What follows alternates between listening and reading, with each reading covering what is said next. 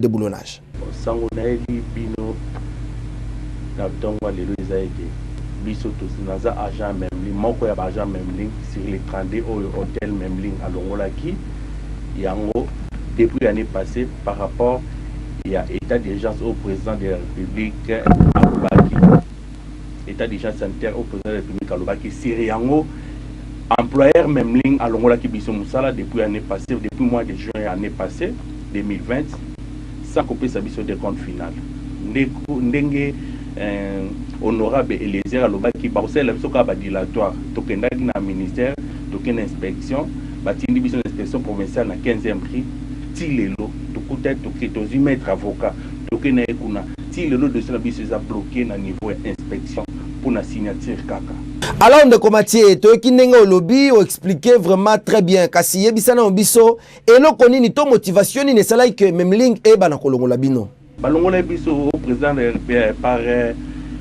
ordonnance au président de la République à Lobaki ba vanda bandaku ndenga Lobaki bongo employeur na biso Memling qui a coopéré na inspecteur moko na 15e prix a coopéré na etongo ba coopéré na ye a ko ça la constat ba pesi biso lettre il y a suspension à contrat ce qui était valable là qui bientôt sont ba pesi biso après quelques jours seulement ba continue biso lettre à résiliation contrat et à contrat disant que par suite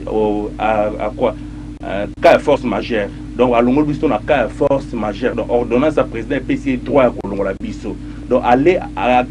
la contre et à Makambo président de la République à Lobé que pour utiliser aucune argistie na sima ya mobile ya état d'urgence mais il y a employeur Memling à celle qui volonté nae donc a pas foué benda autorité à président de la République à Tamboli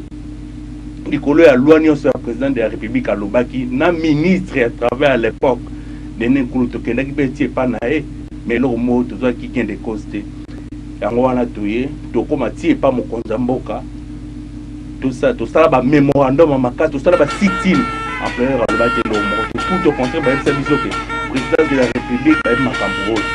donc to a conduit que nous doit sacrifier par la présidence de la République yango wana toye to leka président de la République azoyoka biso a Rolanda émission a Rolanda biso papa Eliezer a lobelaka déjà eloko kala son temps a lobelaka déjà et que tu kende kuna na nini na l'inspection na be bossa eloko motelo ko to mona ko yango.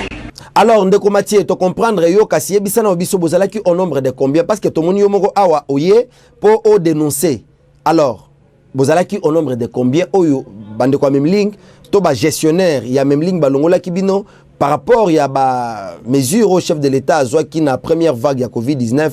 ko tala ba minimum service moko minimum na ba entreprise nyonso. 32 personnes oyo employeur Christian Van Bougenhout DG Hôtel Memling présentement à Longolaki. À Longoli 32 personnes sans décompte final. Chose grave, à Longoli 32 personnes sans décompte final. Mikolo oyo à Longola bato bengi bato bo négocier na apesi bango décompte final. Donc biso to alaki banana pa bouc émissaire. Et mettre na biso pa oyo ka makambo wana oyo ndenge le kakuna ke ba ofuta bato ba décompte final na bango. Mais jusque là tous la kaka tous la PV pour que la justice jour pour jour il n'en est pas na tous la kaka to éviter président de la République a corrompu là devant un individu passé fachi abundaka pour na ekolo pour na bana mboka nde abundaka message comme laye et comme ben sens nous so biso pe to lembate to kende partout le ministère du travail to zonga surtout tina tribunal de travail to kende partout to kende na assemblée nationale to kende ndeko Eliezer tel biso likambo honorable Rigobert tel biso likambo président de la République tel biso likambo oyo po mutu oyo ada belge mais alngani ko la peuple congolais na sol nae a bafoué loi congolaise na sol nae. Alors ndeko Mathieu ni le kosenga na ba autorité compétente par rapport ya dossier oyo komelio mokolo alelo ba kondi biso bana certes gratuité ezali mais fourniture scolaire bana fo bala pour ba classe ba kendaka sous depuis juin année passée si lelo biso moko bamsusu babeli bamsusu bakutana problème makasi bamsusu bakutana ba maladie bamsusu balongola banda futela bamsusu bana ba situation mo critique bakonza mboka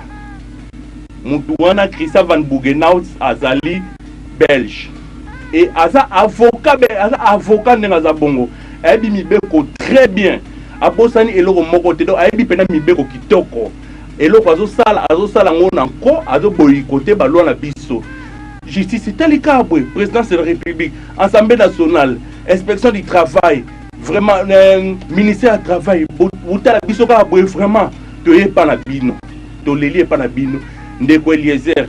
toana na se ya parapluie na yo toza posa ya voix na yo bandaka ngo déjà bandakala sans que mutu moko aloba bakonza mboka présidence de la république mama Nyakeru bana baali banda botala basitini tosalaka bana bayaka olala wana bana baali banda papa baali banda bale kufi bamsu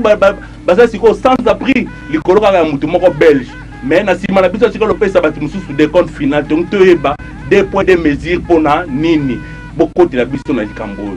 Bon comprendre l'édition elle est commis complètement na souka. Merci pour la fidélité, partagement na bureau na journal le plus crédible de la République démocratique du Congo. Ce que ça m'a cité.